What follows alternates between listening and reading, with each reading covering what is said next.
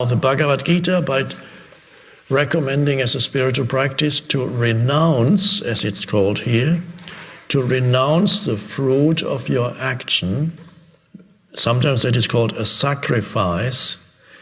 And what is really, in this ancient terminology, what is, to put this into modern terminology, is really designed telling you to pay attention to what you are doing in this moment and make this moment the primary focus of your life, whatever you're doing at this moment, and the secondary focus is what you want to achieve through whatever you're doing. So, and that is called a sacrifice. One could say you sacrifice the future if you renounce the fruit. It says if you renounce the fruit, a different energy flows into what you do, and then many helpful factors come in. And that is the truth. And it's a new way of living, where you actually, whatever you're doing now, you give it your complete attention. This is more important than what I want to achieve through it. Yes, I know what I want to achieve through it, but since there's only ever the present moment and nothing else, surely this must be important than the projected future moment. And then you can give your fullest attention to the doing and not to the desired outcome.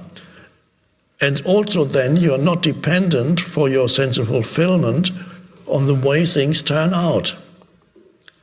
Because if you're dependent for your sense of fulfillment on the way things turn out, quite often you will become frustrated because they may not turn out the way you want them to turn out. And the more dependent you become on the way things are going to turn out, the more likely it is that they're not going to turn out the way you want them to turn out, because there's fear in you. And when you need things to be in a certain way, there's already fear in you. So the fear flows into what you do and contaminates what you're doing now. The quality of your doing is contaminated by fear. And so the very thing that you were dependent on is less likely to happen, because by the quality of your doing diminishes.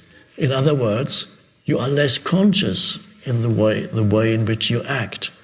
The less consciousness flows into the way in which you act, the less likely it is that the outcome is going to be productive and satisfying. So the more you depend on a satisfying outcome internally for your well-being and sense of identity or sense of worthiness or whatever it may be, the more you depend on the desired outcome, the more likely it is that you're not going to get it.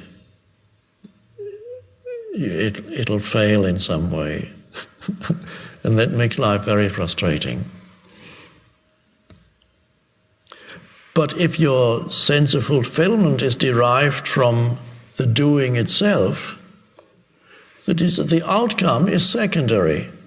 You no longer need it to make you feel fulfilled. The fulfilling thing is what you're doing now, the attention behind it, the consciousness behind the doing. If you can feel the consciousness flowing through you as you do something with your hands or as you speak or whatever it is you do, relate to other humans, if you feel that and you enjoy the doing of this moment, let's say you have a business negotiation, the outcome is you want the contract to be signed, and if your focus is excessively on wanting the contract to be signed for the company you work for or whatever, then the quality of your interaction with the other humans, the humans that you need to sign the contract, diminishes. The other human, the other person will intuitively feel your unease. You are uneasy because you're fearful about the outcome.